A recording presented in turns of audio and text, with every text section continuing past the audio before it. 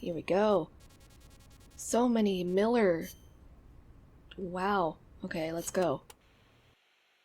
Kaz, what kind of shape is that plant the professor gave us in? First time I laid eyes on it, I thought it was some kind of joke. It was a giant birdhouse, seagulls everywhere. We eventually scraped off most of the rust and bird crap. The underlying structure's intact. Little elbow grease? Man, we should be in business. Who used to own it anyway? Whatever shape it's in now, somebody sank some serious money into building it. From what I can tell, an American university built it as a research platform for ocean thermal energy conversion. The name's still on some of the rusty old power turbines. I'm guessing they must have had government and corporate assistance to build it too. But they couldn't solve the thermal efficiency problem, and the project was canceled. Then after the university abandoned it, a KGB front company scooped it up for next to nothing. At least that's my theory. How'd the KGB manage to buy a plant built with American capital, front company or not? Yeah, that professor is quite the operator. One other thing. The plant's set up so that it can join up with other plants of the same standard. So, they were originally planning on expanding the place, huh? Hey, let's give it a shot. We can get some more people together and build this place up into a proper home for MSF. You're with me on this, right, boss?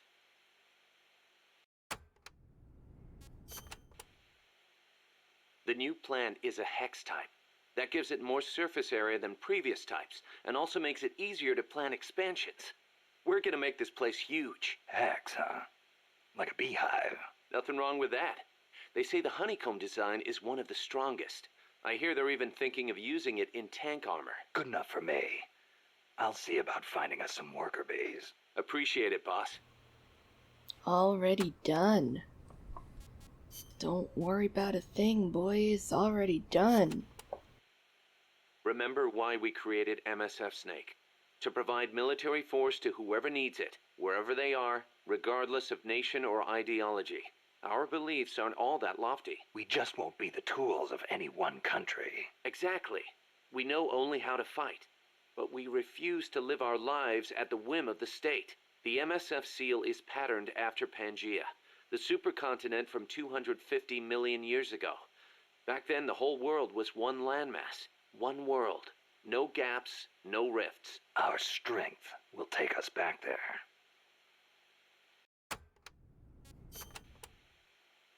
What about you, Kaz? Any interest in expanding MSF? You'd better believe it.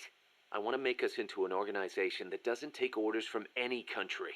Just like you were saying, we have to be strong. Strong enough to defend ourselves. We need money, too. Money to train soldiers to fight. The way I see it, we make MSF into something along the lines of a new kind of business. A contractor providing the full range of military services. Not just combat, but logistics, training, weapons, outfitting, and R&D. Combining the small footprint and exceptional performance of special forces with the raw military might of a full regular army. Only with that kind of power can we break free of nation-states. What I need from you, boss, is to go out and find guys we can bring back here using Fulton Recovery. Then tell us what assignment to use them for. I'll take care of the rest.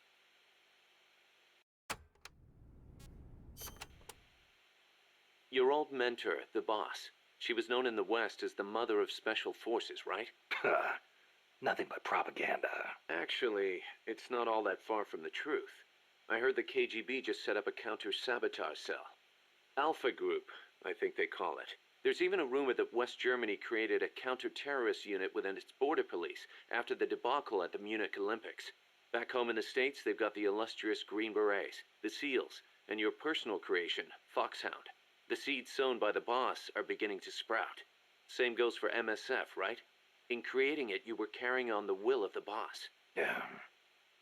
She taught me how to fight the hard way. She beat it into me. And now, thanks to her, we can take on missions other than just conventional combat.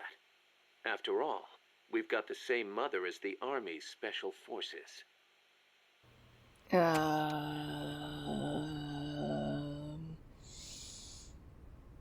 Also question, why the fuck does everybody know what the boss's will is?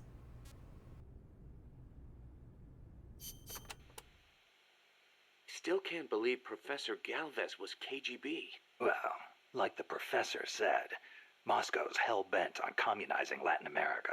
Yeah, The Cuban intel services are all in the KGB's pocket. You don't think he's got some kind of ulterior motive? If the CIA is up to something, it's only natural that the KGB wants to know about it. But I doubt they're showing us their full hand. We'd better watch our backs.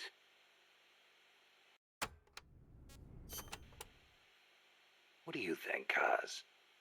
Why did Paz come all the way to Colombia herself? It's a long trip to make just to be Exhibit A in Galvez's sales pitch. She's only 16, still a kid. Maybe we should take her wish for peace at face value.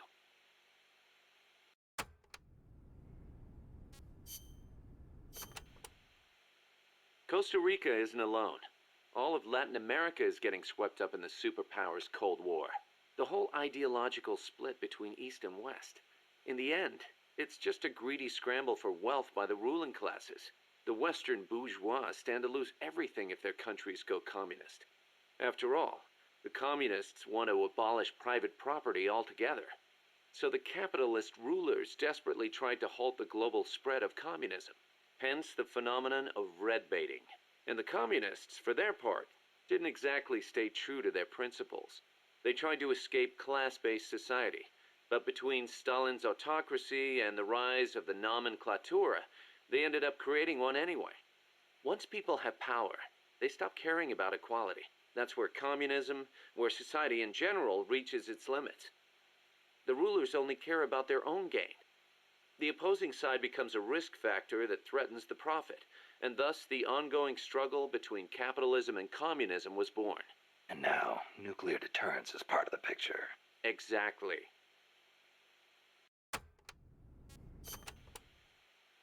They say nuclear weapons are the reason we haven't seen conflict on a global scale since World War II. The thought that your opponent might launch nukes against you sort of makes it tough to start an armed conflict, especially now that they've got intercontinental ballistic missiles.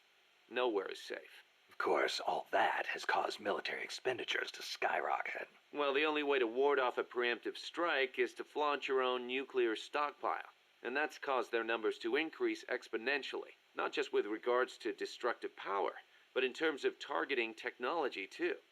Now they can hit a target halfway across the world with pinpoint accuracy. In a way, the space race was a demonstration of that technological progress. And as a result of all that, we now have mutually assured destruction. It's the ultimate form of deterrence. No one's going to launch their nukes knowing they'll be obliterated in return. I don't know. The chance of somebody hitting the button by mistake is never zero.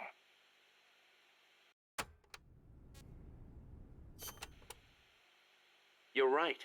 Even with peace guaranteed by MAD, there's always the risk of an accident. Nobody wants the world to end on account of some machines malfunctioning. On the other hand, thanks to deterrence, we haven't had a world war since 1945. You gotta admit, it has been pretty peaceful. Not that it matters to us. People point at the nuclear arms and space races and call it a Cold War. I say if they're not shooting at each other, why not call it world peace? Doesn't mean war is gone. Look at Korea. Look at Vietnam. Well, yeah, but I'm talking in relative terms here. Besides, if war died out completely, we'd be SOL. We're not warmongers. And yet, we can't survive in a world that's at peace. You got a point.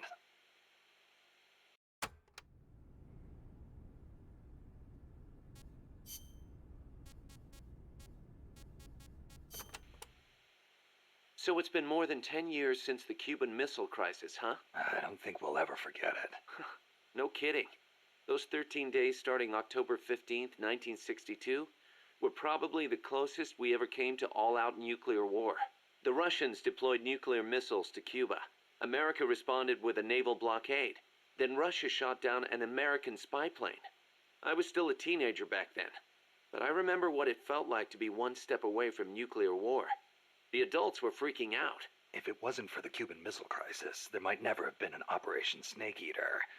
And What's the matter, Snake? It's not like you to get all hypothetical. You cut him off real fast I there. guess not. It was the reassessment after the missile crisis that paved the way for the hotline between Moscow and Washington, and also for détente. That's irony for you.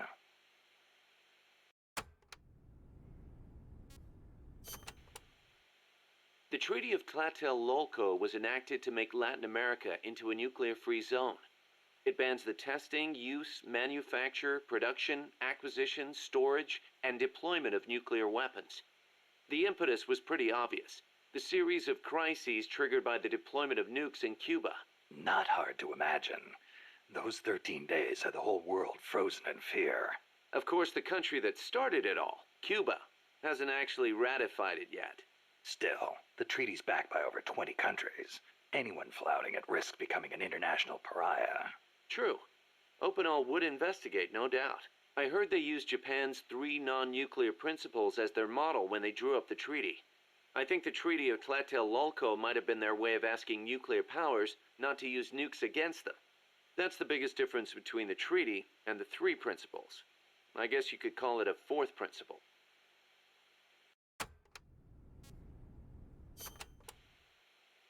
So Costa Rica abolished its army back in, what, 1949? Pretty gutsy move for a Central American nation at the time. Yeah, well, they'd just come out of a civil war. I'm sure they were driven by a desire to avoid another tragedy like Paz said.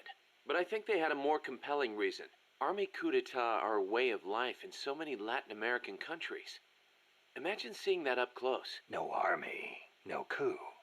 Makes sense. Plus, their economy was in ruins, so they honestly didn't have any money to spend on an army anyway. Yeah, but weren't they on less than friendly terms with Nicaragua? Yeah, and in fact, Nicaragua did end up invading. But the Civil Guard fought back and the OAS brokered a ceasefire. The US and the rest of the OAS had their back, and they used it to full advantage. For a quarter century, they survived in the powder keg of Central America. That must have taken some serious diplomacy, even if the Civil Guard is pretty decked out for a police force. Must be tough to be a country without an army.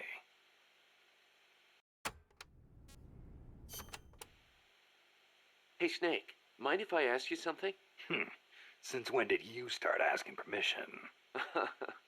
So, you used to be part of a CIA paramilitary unit, right? That's right. Ever do any ops in Central America? No, not personally. But there were other units who did all kinds of stuff. I remember the Bay of Pigs invasion back in '61. The papers had a field day with it. Operation Zapata. That was the CIA code name. The whole thing went south. Then there was Che Guevara, being hunted down in Bolivia. I heard the CIA had a hand in that, too. There were several units similar to mine. MSP, SOG. They'd recruit former special forces, train them as intelligence agents, and send them on deniable covert paramilitary operations. One of those units trained the Bolivian army in counter-guerrilla tactics. And then had them shoot El Che. So the story goes. Okay. Around here, they say La CIA instead of CIA, huh? Nothing strange about it. That's how it's pronounced when you read it in Spanish. It has the feminine noun ending a, so they use the article la. Apparently, some people have taken to using the term UCLA. That's a new one to me. What's it mean? It stands for Unilaterally Controlled Latino Assets. Meaning they're local agents? Yeah, that's the idea. Washington uses them like pawns. Nobody knows who they really are or what they're doing.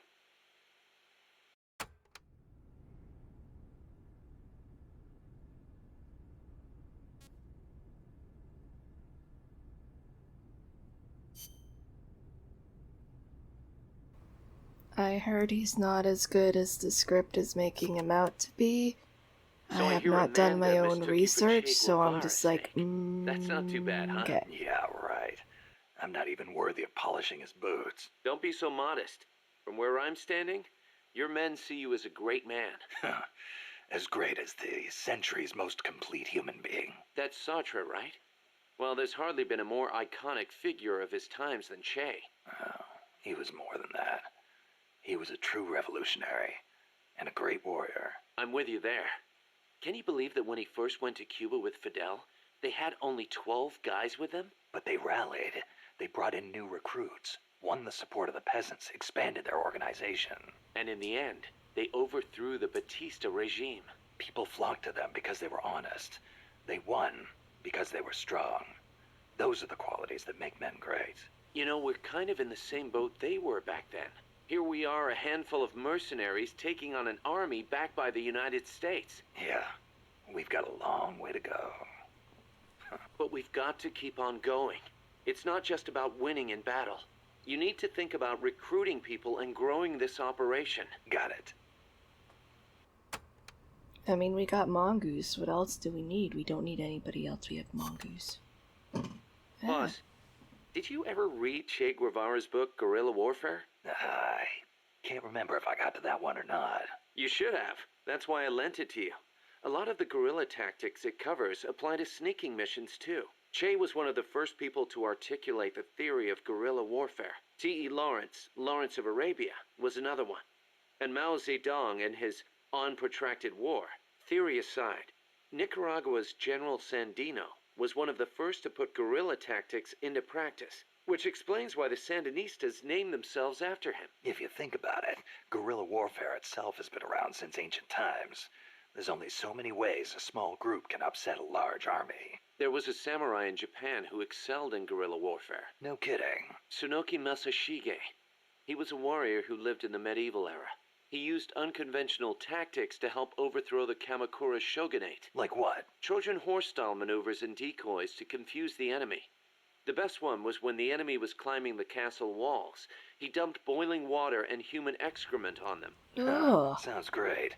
Let's put it in the MSF playbook. You're not serious, are you, boss? Why not? We've got plenty of crap to unload. Yeah. I'll think about it. What the fuck, Snake? What's wrong, Kaz? You sound beat. Yeah, the problems never seem to end around here. You should take a break. Share a cup of mate with the other guys. It'll give you a chance to connect with them. I wonder if Che and his men ever sat around and drank mate. I bet they did. Che was famous for his love of the stuff. Oh, man, whoever thought of this was a genius. You can put it in a gourd and carry it around, and there's a special straw with a filter attached so you can drink it any time. That's not all. It's full of essential vitamins and minerals, too. Nice to have in a guerrilla war when food is short. Yeah. Wish I had a chance to share some with a blonde Parisienne when I was out hiking. Well, how do you know about that? It takes a thief. Or should I say it takes a snake to know one. Snake. We drink respect women mate, Kaz. Okay?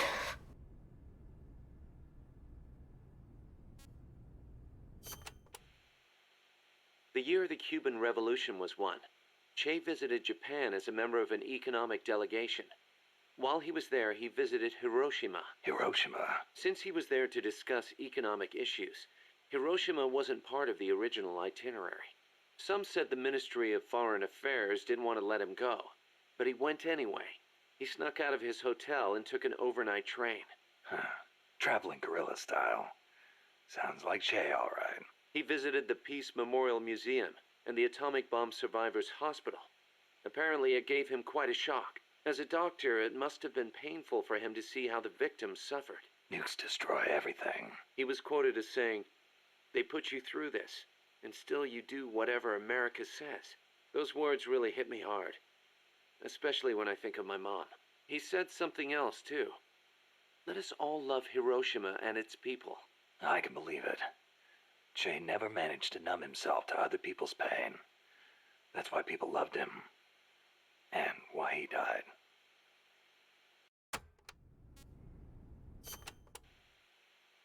That bandana you're always wearing, that thing's a real antique.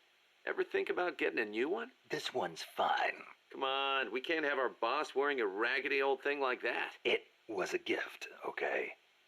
It wouldn't be right to get rid of it. It was. Okay then. Speaking of which, Che supposedly had a black scarf he used to take everywhere with him. A scarf? One of his comrades gave it to him when he broke his arm in battle. Che used that silk scarf as a sling, and the comrade who gave it to him became his second wife. Alida, right? Even after his arm healed up, he never went anywhere without that scarf. What about you? Aw, You get that's that kinda bandana cute. from someone special? No, nothing like that. It's important to me. That's all.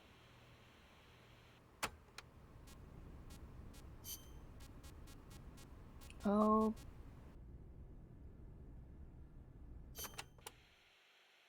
You were saying Japan has a peace constitution too. Yep.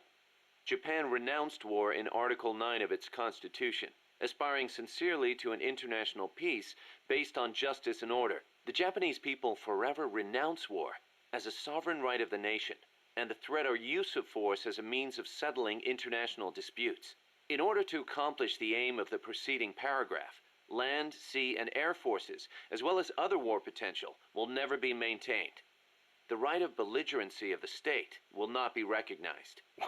You know it by heart. Some things you never forget. Impressive. There were some parts I didn't quite get, though. Like the whole means of settling conflicts thing. Yeah, that's been the subject of debate. Whether or not it forbids any and all use of force. The current Constitution was originally drawn up under the Allied occupation. The first draft was even submitted by Allied GHQ. So naturally, there are some who feel the Constitution was imposed on Japan by foreigners. Things like that are never simple.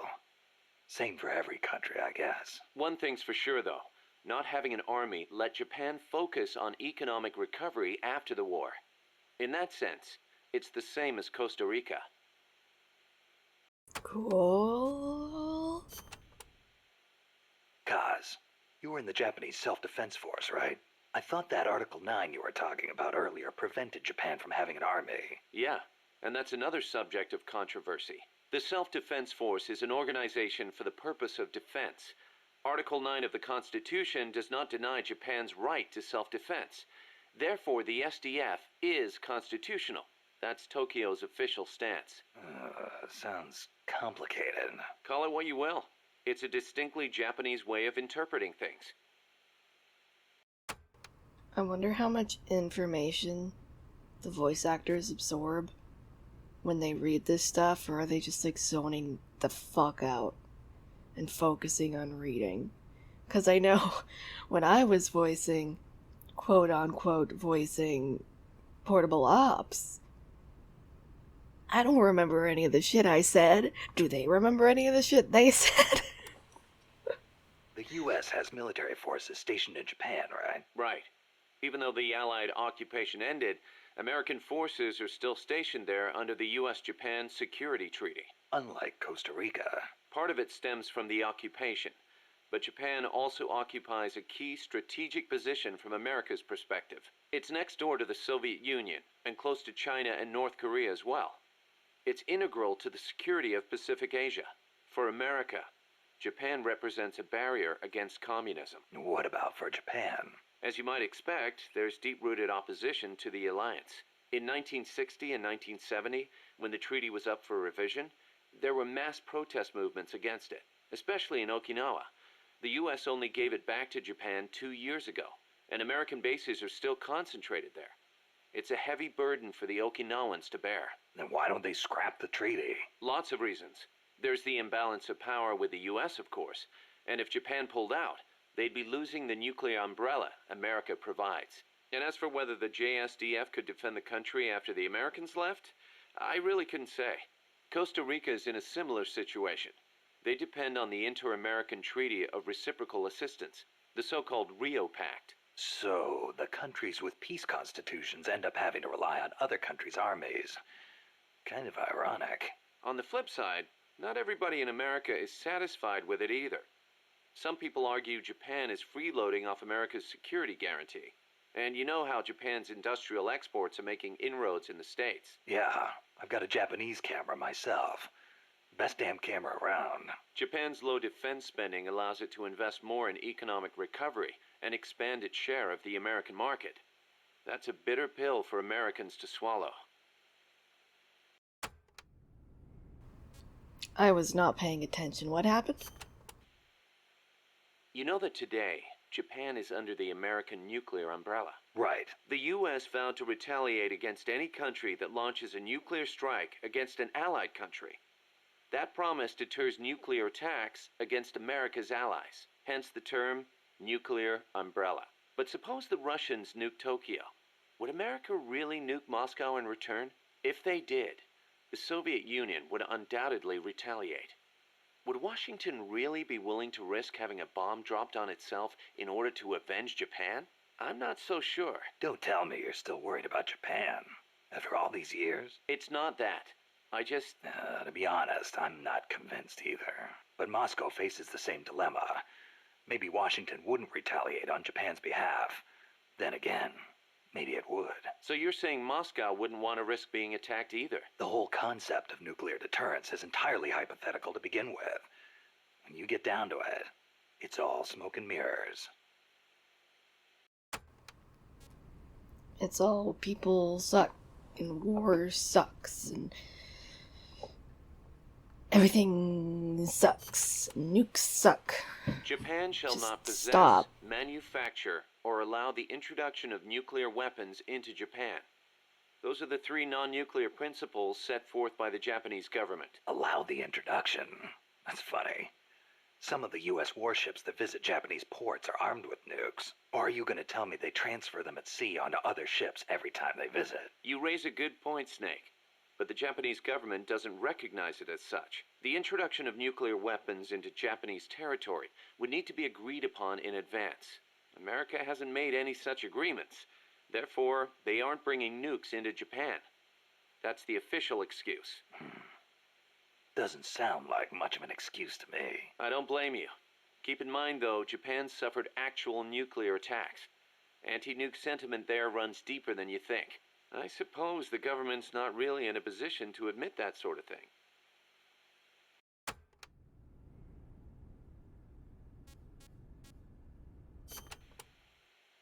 So tell me, Kaz, how's the self-defense force you were in different from an army? The JSDF is set up for national defense. It's not configured for aggression against other countries. It's what you'd call exclusive defense. Exclusive defense? It's the fundamental strategic posture of the JSDF. No preemptive attacks.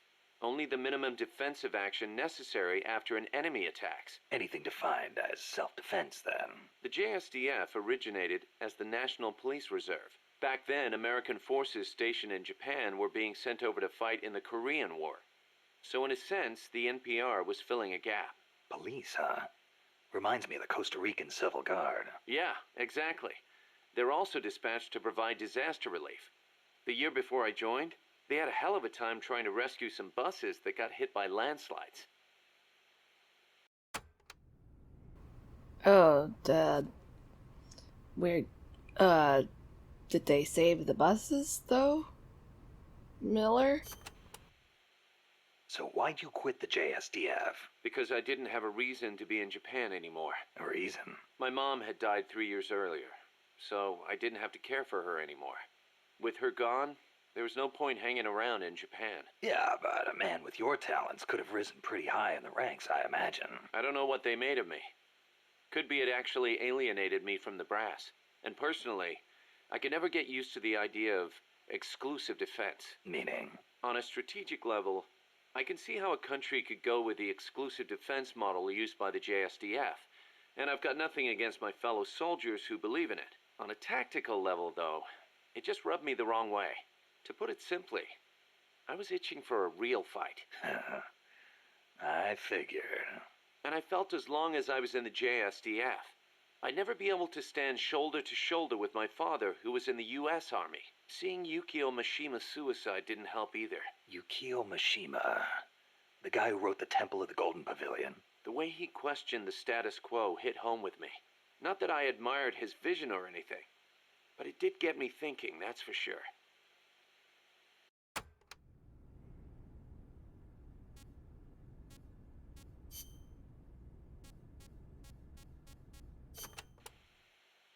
Don't forget to give the MSF staff assignments.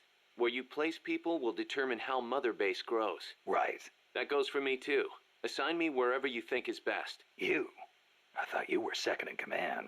Don't worry, I've got that covered. But MSF is still small, and I don't have the leisure of sitting around on my butt all day. I see your point, but... Not to brag or anything, but I kick ass at whatever job you gave me. Put me in the area you want to focus on developing most. I'll take real good care of the staff there. Easy, Kaz. I don't like the way you said that, Kaz. Why did you say it like that? God. What the fuck is wrong with you? Life's funny sometimes, isn't it? What brought that on? We first met as enemies on the battlefield. And now here we are fighting side by side. You mean Columbia? Yeah. After I quit the JSDF, I made my way there and got myself a position as a drill sergeant for a band of revolutionaries, despite the fact that I'd never seen a day of combat. I see you had the gift for talking business in Spanish even back then. Oh, come on, stop it. You're making me blush. Unlucky for me, though, you were in the service of the Colombian army. I remember it like it was yesterday. It all happened in an instant. You guys ambushed us, and half my unit was taken out. My mind went totally blank. I couldn't keep it together. My whole unit was wiped out, and I was left half dead from a bomb blast. Then, as I was leaving, you yelled out at me. I came all the way from Japan to be here. My place is on the battlefield. Then you asked for my help, saying, I want to be the one to end it. I remember being surprised that there were still samurai in Japan. You guys came over to me. I had a grenade hidden under me, but even then you were too fast. The second I pulled the pin, you grabbed the hand I was using to hold the grenade with both palms. I didn't want it to go off. I'd heard samurai were a proud bunch. I wanted to know why one of them would stoop so low as to try to take his opponent with him. And I said, I'll never lose again. We'll never lose again. Yeah. We'll do whatever it takes, but we'll never be beaten again. Then, I passed out from the blood loss. When I woke up, I was in your camp's infirmary, stuck full of tubes. Why'd you save me? Your enemy after I tried to kill you. Because you swallowed your pride and fought with everything you had. I just didn't want to lose. You found a way to fight back, even in the face of death, even when you knew you were going to die. That's the mark of a true warrior. It's not about gain and loss, or victory and defeat. I looked at the way you lived your life and saw the path I needed to take. As a warrior. Wow. I never knew that. And that's why you... I realized then that the battlefield doesn't only divide people into allies and enemies. Sometimes it tells you more than just who's an ally or who's an enemy. Sometimes it helps reveal your true comrades. Like you and me, huh? That's right. And 2 years later, here we are. But what happened to the grenade?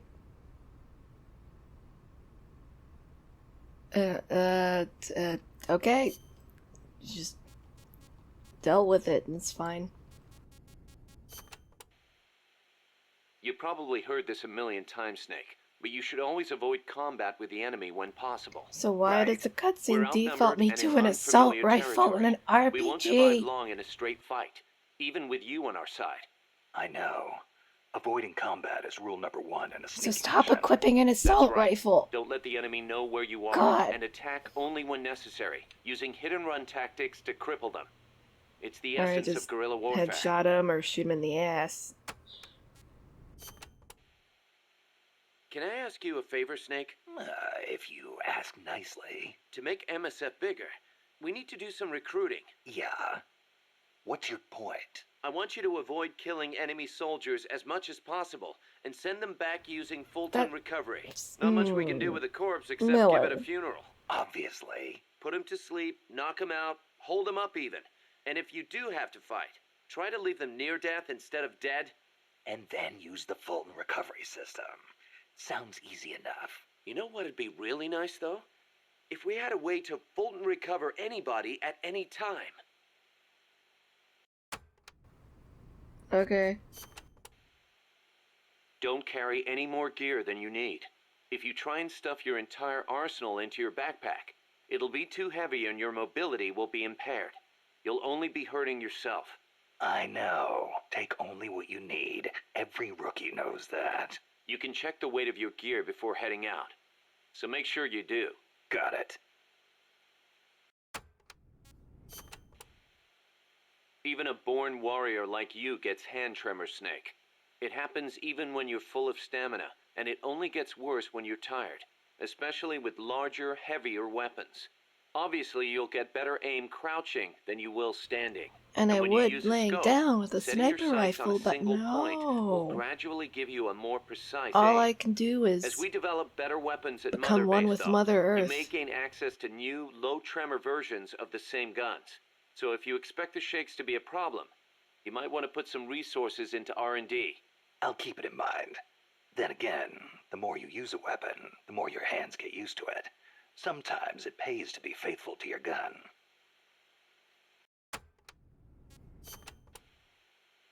Choosing the right uniform is crucial.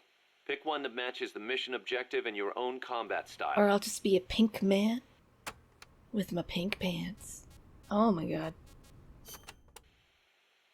Jungle fatigues are made for jungle combat. They provide decent protection and let you carry a fair number of weapons. Your standard uniform, basically. The distinguishing factor is that your camo index will vary a lot, depending on the area. Wear a pattern that makes you blend in with your surroundings, and your camo index goes up. Wear something that clashes, and you'll stick out like a sore thumb. Pick the right pattern for the occasion. Sigint used to lecture me on it all the time. And they still can't see me with the sniper rifle in my big The sneaking pants. suit is a specialized uniform for stealth missions. It provides excellent camo in any stage. Even better, you won't make a sound when you walk.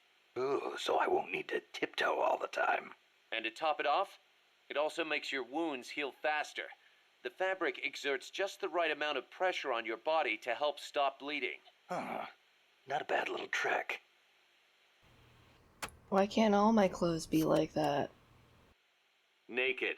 That's exactly what you are with this uniform. The pants are the same as the jungle fatigues. Obviously, since you're exposing your bare skin, your defense and camo index are gonna be low. On the plus side, it's so light you can move around quicker. Good for showing off muscles, too. Hey, Snake, I heard they gave you your old code name because you used to run around with your shirt off. Is that true? Don't believe everything you hear. They called me naked because I went in without gear or food. I had to procure everything on site. You mean still they wanted to sent you take your into the pants jungle off. without even a pair of pants? On a halo jump from 35,000 feet? Sweet Jesus, you are a legend. You're busting my balls, aren't you, Kaz? Little bit, yeah. Hilarious. It was. Thank you. I don't have any friends, guys. I'll just skip all of you. Cooperative. Box. Snake, about Box. cardboard boxes. They're great. It feels kind of weird me explaining this stuff to you, but there have been a few recent developments in cardboard box technology. So just to be safe, here goes. Go on. You can do much more with a box than just hide under it. You can put it someplace and leave it there. Huh? You can get on top of it and use it to reach high places, or hide from the enemy in its You shadow. shouldn't be able to. I like what I'm hearing so far. And that's not all. You can even put items in it and send them to co-op's teammates. Really? I never thought of any of that. Damn. Is there anything a cardboard box can't do? Every soldier should have one. Yeah, well, don't get too excited. This isn't exactly what they were made for. Which reminds me, don't you think the boxes around here are a little on the big side? You're right. I bet 2 people could fit under one box, if they packed in tight enough. They call them love boxes. Love boxes? Of course, you don't need a love box to fit 2 people inside. Any box of similar size will do.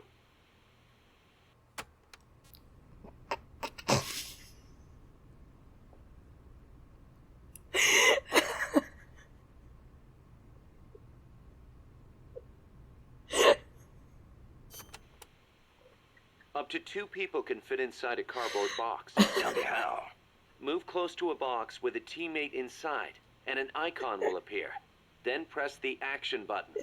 You'll stay inside as long as the action button is pressed. So, same as snake formation, huh? Exactly the same. In fact, when you put on a cardboard box and let it snake in, both of you can climb inside. A box big enough to hold me and my buddy. These are fine times we live in, hey, Kaz? Yeah. Sure, boss. I don't know why. Just going from cardboard box to 2 Men in a Box just fucking obliterated me. Whew. Snake, about that cassette player Galvez was carrying. It's What about Sony. it? That was no Russian imitation. It was the real deal. A prototype developed by a Japanese company. Get out of Thanks, here. Sony. It's true. It had the Sony logo on it. The product name is Walkman. Walkman. It's a revolutionary new concept. Music you can listen to on the go. You can take it with you when you leave the house. I gave it a listen, and you wouldn't believe how good the sound quality is for something so tiny. And in stereo, too. Think of the technology that must have gone into it. And that tape is equally amazing. The treble range is clearly superior to any other cassette ever made. Stylish, too. How'd Galvez get his hands on a model that's not even out yet? Beats me. It's not the kind of thing I'd expect some stodgy Soviet to be into. Neither. Tell you what, though, it's a fine piece of work.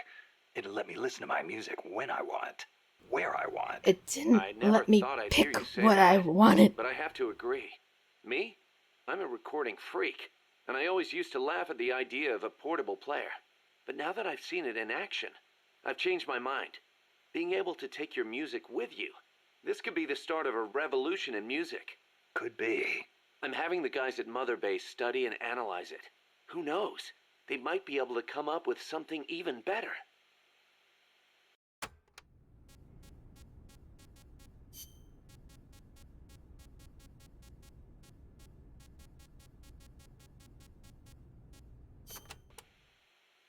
Amanda and her crew tell me they've managed to identify several different categories of mercenaries employed by the CIA. Give me a rundown.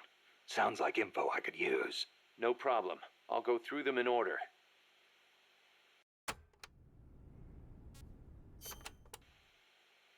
The type of enemy you'll be seeing most is the type that patrols and guards a specific operational area. For the sake of convenience, Amanda's crew calls the outdoor ones patrolmen and the indoor ones guards. They might look like they're just out for a stroll, but don't be fooled. They're sharper than they look. All of their senses are finely honed. Normally, they'll patrol along fixed routes, but when the alert level is raised, they'll assume a more efficient alert posture and focus on defending specific points. That's bad for you. Obviously, they can hold their own in combat, and with body armor, it'll be even harder to take them down. If they're wearing a bulletproof helmet, you can forget about one-shot kills. Just a heads up. You'll need to be smart about using camo and pick your routes. Yeah, The most important thing is to avoid detection. yeah, so be a pink man with my pink pants. Stand right in front of them. They won't see me. There are areas out there where enemy soldiers are deployed in multiple layers for extra coverage. More than a few of those will be attacking you from a distance, rooftops and far-off vantage points.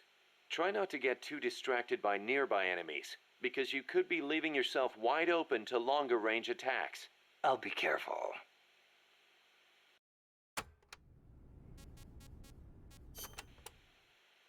We know there are variations in the kinds of gear patrolmen and commandos wear, especially the body armor. Our scouts report that an enemy's defense and firing accuracy are directly proportional to how heavy their gear is. Those must be the guys with the highest combat skills. They can fight in heavier gear without their performance suffering. Supposedly, it's pretty easy to tell the difference in gear just by looking. So remember, use extra caution when dealing with enemies wearing heavy gear. Last one with Miller. Enemies will try to fight you from different distances, based on the weapon they've got equipped. When you meet an enemy, get a good look at what they're carrying. It can make or break your chances in battle. Oh. Enemies carrying handguns and shotguns will try and get in close. That makes them dangerous, but at the same time, easier to hit. Keep your wits about you, and you can turn a threat into an opportunity. Enemies carrying assault rifles and machine guns will usually fire at you from farther away. Use whatever cover you can find, then return fire with a few well-placed shots of your own. Don't expect enemies carrying sniper rifles or rocket launchers to get up close and personal. They'll be constantly moving from place to place looking for an opening to snipe at you. Tricky bastards. Eye for an eye, tooth for a tooth. Go with the sniper rifle. Make sure you stay out of their line of sight, and when they expose themselves, take them down. Okay, but Snake's hands shake like a motherfucker. I'm just gonna see how... Oh.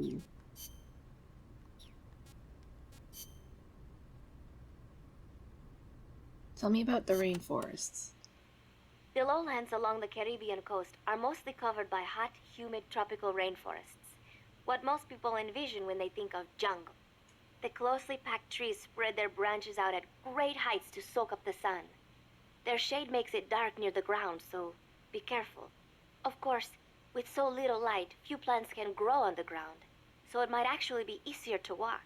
So even if you could photosynthesize, it wouldn't do you any good. Photosynthesize? People cannot do that. Most people, anyway.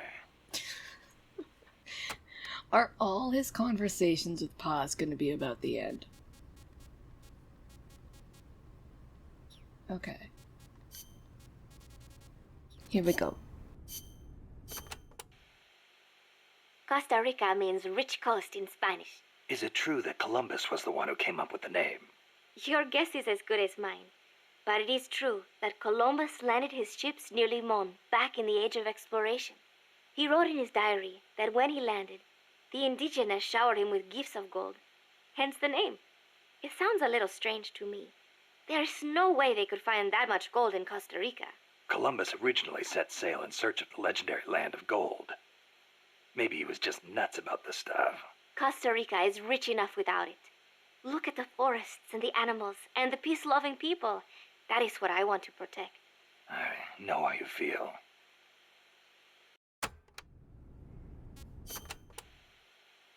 Democracy took root in Costa Rica before anywhere else in Central America. Sure, we had coup and dictators and all, but never a total meltdown. That is, until 26 years ago. The Civil War. Yeah. I understand you lost your grandparents. It started with a dispute over alleged fraud in the presidential election. What I do not understand is why friend turned against friend, when they could have talked it out instead. Yeah, that would have been nice. Even today, some buildings still have bullet holes from the Civil War. A quarter century later, and it is a tragedy we Ticos cannot forget, must not forget. It was the year after the Civil War that the army was constitutionally abolished. A new president was elected this year, President Oteber. He seems to be distancing himself from the United States. He has limited the privileges granted to American banks, lifted the sanctions on Cuba. Our last president was so pro-US, people suspected he was in bed with the CIA. You think the CIA's doing this because it feels threatened by the president's shift in policy? It is possible, but would they really bring in such a huge army just because of that? Part of our job is finding out. Exactly. Thanks, Snake. Peace.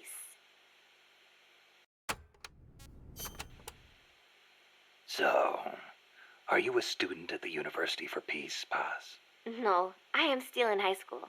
But Professor Galvez lets me visit his office and study with him every now and then.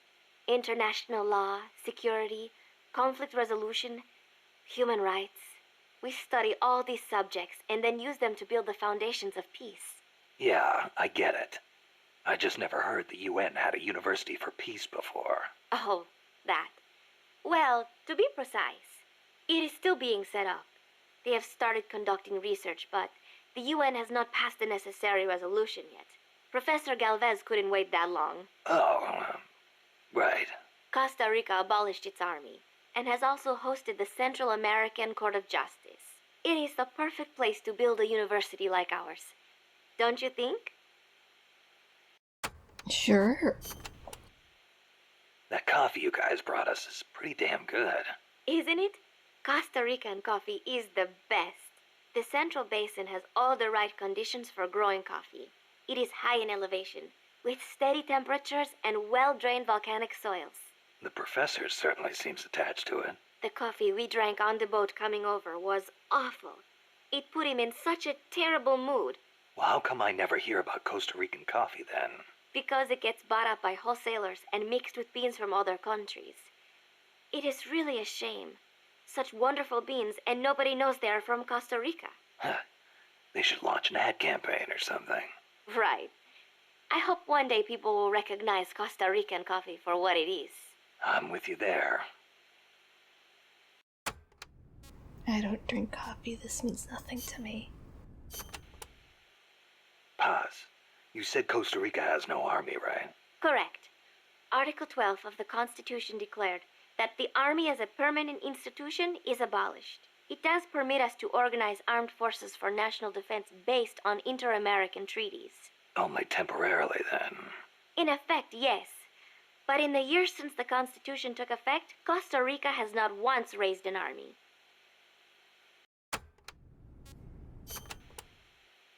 Paz, how does your country defend itself without an army? Especially in a rough neighborhood like Central America. With the right kind of diplomacy. If we live up to our ideals and earn the respect of other countries, the international community will support us. The 2 times Nicaragua actually did invade, the conflict was resolved diplomatically under OAS auspices. Doesn't that leave you depending on the U.S. after all? American influence is unmatched, it is true. San Jose was critical of American policy at the time, but America supported us all the same. It was because we practiced peaceful diplomacy. That is what I like to think. That's one way to approach it, sure. But there are countries out there who will use force no matter how bad it looks. Maybe so. I know my way of thinking probably looks naive to you, but it is not like we expect peace without working for it. Diplomacy is a battle in itself, and we have to make the effort to seek out causes of misfortune and nip them in the bud. It was that kind of thinking that got me trapped in their base. I'm not blaming you. You haven't done anything wrong.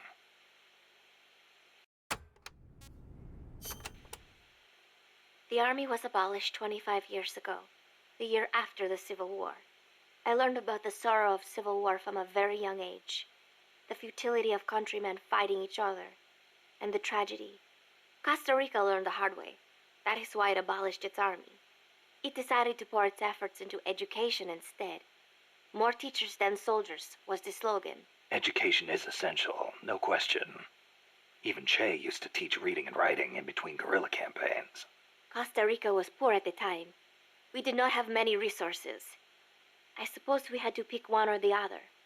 The military or the schools.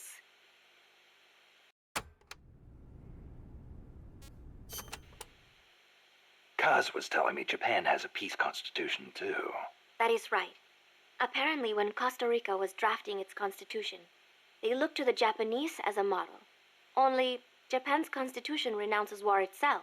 Unlike Costa Rica. But Japan has a self-defense force, right? That I do not get. I think I will ask Mr. Miller about it next time I see him. He said he used to be in the JSDF. Huh. You're a curious one, are you? Don't study too hard.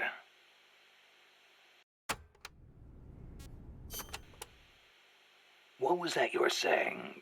Peace is not the natural state of men? You said you learned it in school. That is right. They are the words of the German philosopher Immanuel Kant. In 1795, he wrote a book titled Perpetual Peace. Kant argued that it is precisely because peace is unnatural that we have to make it ourselves. How?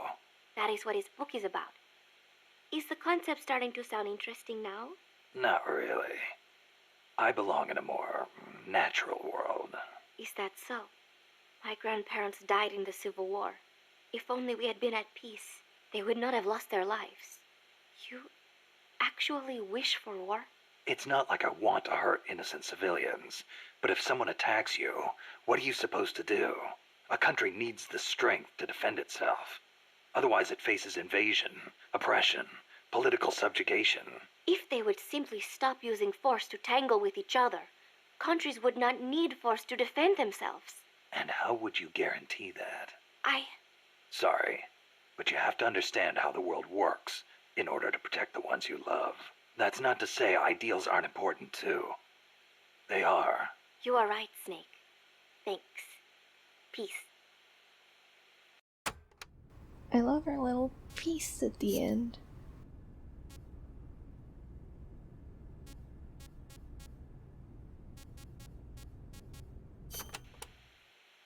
Costa Rica is said to have about 87,000 species of living things.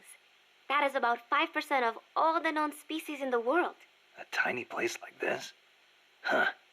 I'll be damned. I want to protect that biological diversity. When diversity is lost, the environment weakens. Just look at the plantations. I think I know what you mean. It's like trying to assemble a unit from similar guys. It usually doesn't work out. Throw a few square pegs in there and everything falls into place. There are so many species here that a lot of them have not even been classified yet. I am hoping I can help do that someday. Kind of like a parataxonomist. Say that again? Parataxonomist. Someone who helps a taxonomist. Oh. Huh. I thought you were going to say it had something to do with parachutes. You're weird.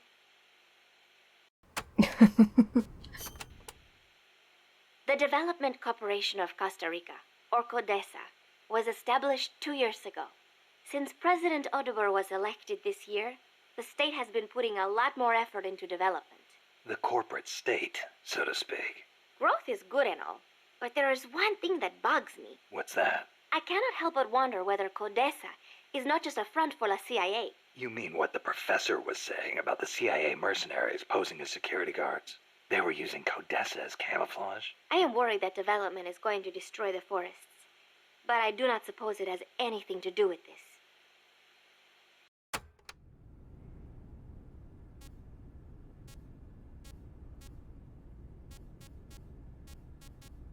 I'll do this one first. Oh, wow. This is a tropical rainforest, just like Bosque del Alba. The temperature and humidity can be brutal.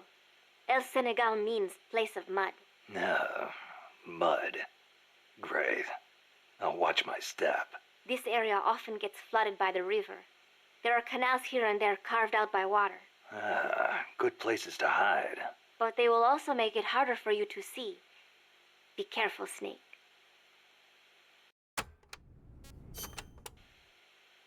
There should be a suspension bridge around there.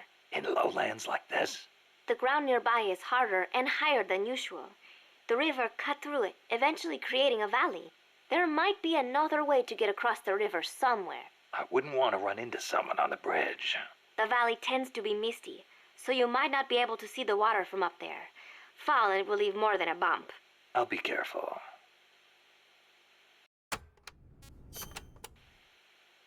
When a river floods an area, the banks can collapse, creating a marsh. You see a lot of them around here.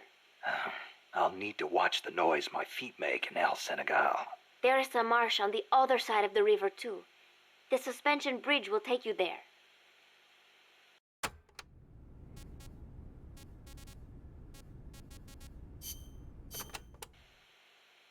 My mother was the one who named me Paz.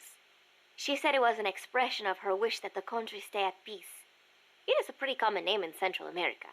My mother always used to tell me, never make war. Always help keep the peace. I remember. Your grandparents. Yes. They died in the Civil War. I think that is why my mother hated war so much. That's another thing you've got in common with Kaz. His mother named him Peace, too. See, because Japan also suffered through war. I think I know how Mr. Miller's mother felt.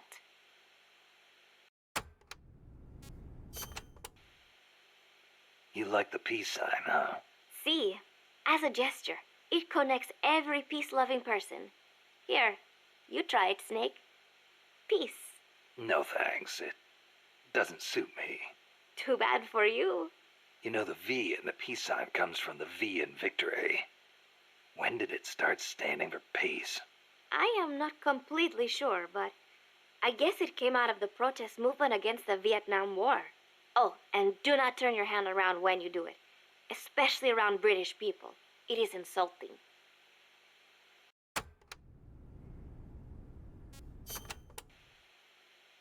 So, you live alone now? No, not alone. I've been living in school dormitories since I started junior high. After my mother died, my relatives took me in, but they were not my real family. You didn't fit in there. In a way. My aunts were kind to me and all. But I know how difficult it must have been to suddenly have a child thrust into their lives. When you live with someone, there are no secrets. I could tell my being there was a burden on them. Sounds like a rough childhood. I would not say that. I was lucky just to have people take me in. There are huérfanos living out in the streets because their mothers died. It is even worse in countries with frequent civil wars. So, who am I to complain about my childhood? You're a pretty tough kid, you know? Not at all. I am not strong at all. No, why would you say that? Don't say that.